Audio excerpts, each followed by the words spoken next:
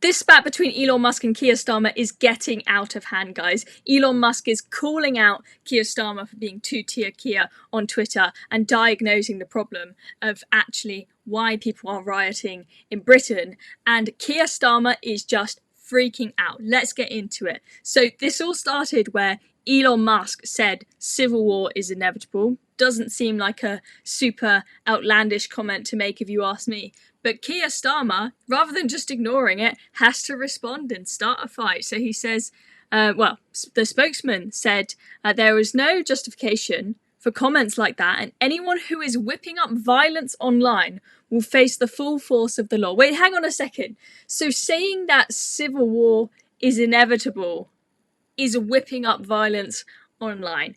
Really, really, maybe what is whipping up violence is the fact that the concerns of Brits have been ignored for years and years, if not decades, with regards to mass migration, multiculturalism, and whatnot. And this is a response to that. It's not a consequence of Elon Musk putting up a couple of tweets on Twitter.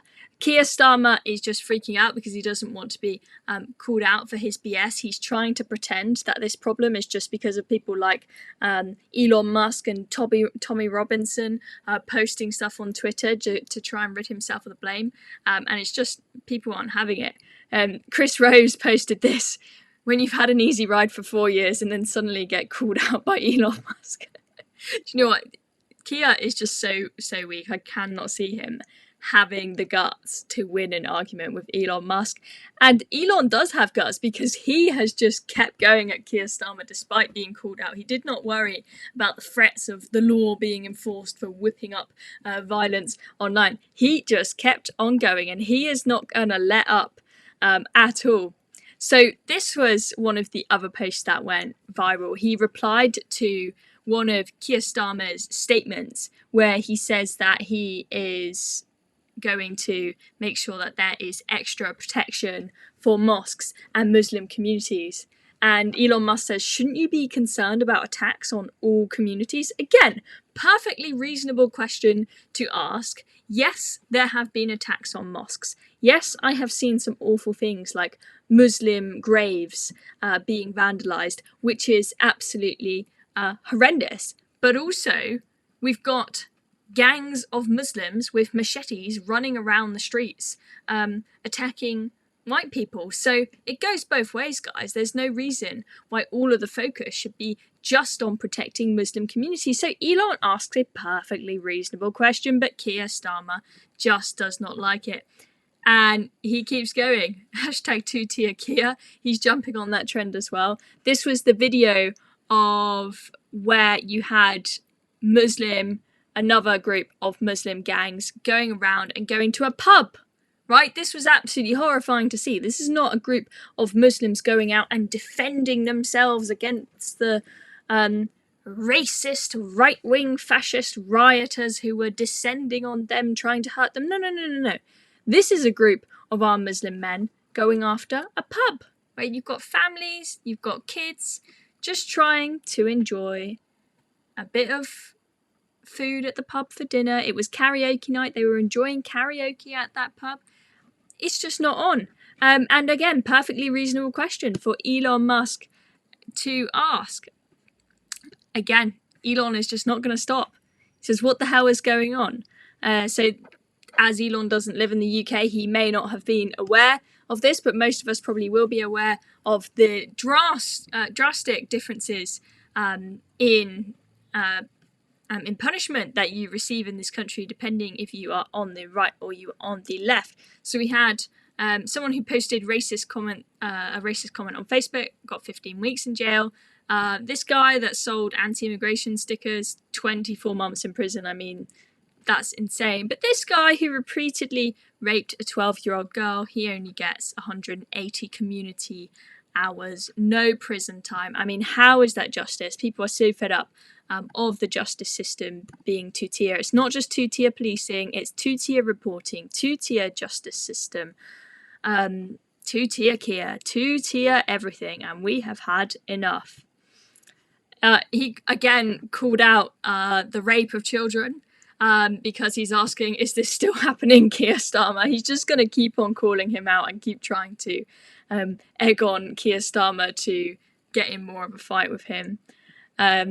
He's also had some memes coming out in 2030 making a Facebook comment that the UK government didn't like.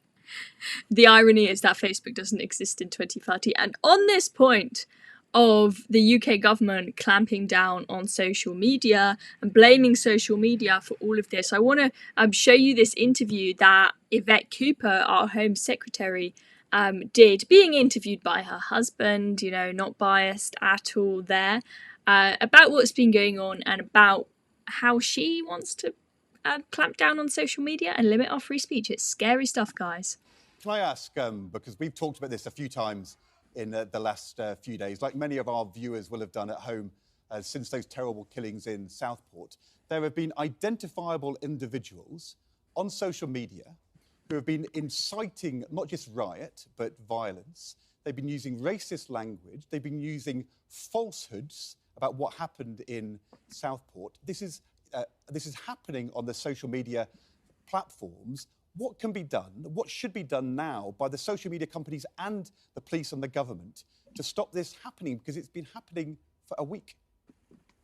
Well, you're right, Ed, that we have seen these what things that are appearing online that are clearly criminal. That social media has put rocket boosters under the far-right extremist organisation and also some of the violence that we have seen organising some of the violence.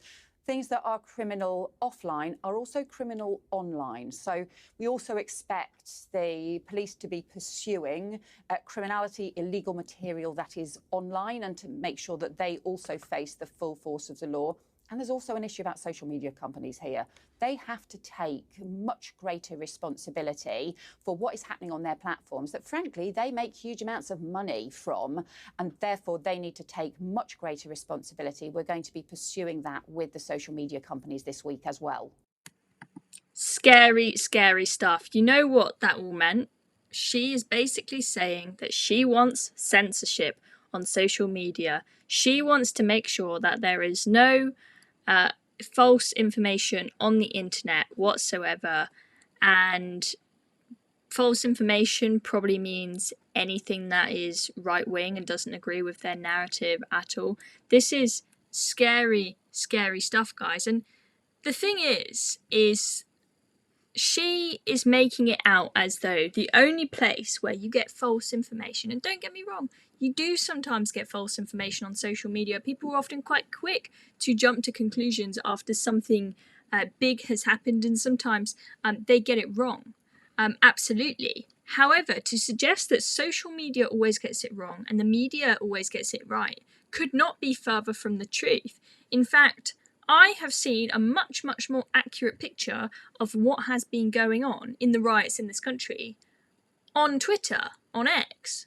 A much clearer picture of the situation than I have seen in any of the mainstream media. Because the mainstream media are only going to cover people on the right out at riots, except when they accidentally interrupt a Sky News broadcast live. It is a very, very twisted, skewed picture that we are seeing in the mainstream media. They seem to be terrified to show us the fact that as well as there being people on the right out rioting, there are tons of Muslim gangs going around with weapons, going around with sticks, machetes, swords, you name it, going to terrorise going to terrorise white people, going to terrorise Brits, going to terrorise people who are rioting for other reasons. I mean, we've seen Jess Phillips come out and say, oh, you know, don't call out the Muslim communities for going out with machetes. You know, the poor sods were just responding to the fact that they heard that there were right-wing racists coming to hurt them. Jess Phillips, I think we need to see what's going on. I think we need to see the full picture. I think we need to see both types of group of people that are out rioting. And I want to show you this tweet from Konstantin Kisin, which really lays out what's going on here. This whole war on social media that we are hearing from Yvette Cooper and Keir Starmer. So he says, so much focus from the British commentariat on X and Elon Musk And it's true that there were irresponsible people posting unverified allegations here, as there were on all other social media. But looking at media reporting, if it wasn't for X, we wouldn't even know that gangs of armed and masked Muslim men are rampaging through cities up and down the country. We wouldn't see them hunting down and beating up white people. We wouldn't have yet more evidence of two-tier policing. All we would have is the approved narrative. Absolutely true. The only place that I have really been able to find the videos of armed and masked Muslim men going after white Brits has been on social media. I haven't really been able to find it in the mainstream media. He says you can see this all. You can see with all this screaming about misinformation, when the founder of far-left doxing organisation Hope Not Hate posts misinformation about Muslims being targeted with acid, which is completely false and obviously provocative, they just pretend it didn't happen. Like it or not, human beings invented mass communication platforms. They aren't going away. Governments and legacy media want to crack down on them to re-establish narrative control. I can understand why, but it's not going to happen. Yes, Elon Musk is going to save us all. Social media still needs a lot of work, and things like community notes are an important first step in the right direction. We desperately need tools to counteract the fact that false provocative spreads a lot faster than true but boring. That's human brains for you. It will take a lot of smart people like Elon to work out how to solve this problem in the area of mass communication. Exactly. Social media, it is not perfect, but it's not going away, and it's often a heck of a lot more representative of what's actually going on, because we get to see videos of everything, not just what the mainstream media approves of. So it's not perfect, but it's better than the mainstream media, if you ask me. But we're not going to back governments and the media being in charge of what's true. Politicians and journalists are the two least trusted groups in society for a reason. There you go, ladies and gentlemen. Very good tweet.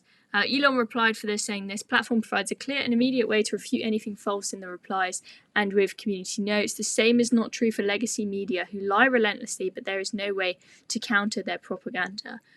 Exactly. We see false headlines coming out from the mainstream media all the time, but you don't see Yvette Cooper out damning them for that, saying that they need to be held to account. It's only when Elon Musk is involved that they are angry.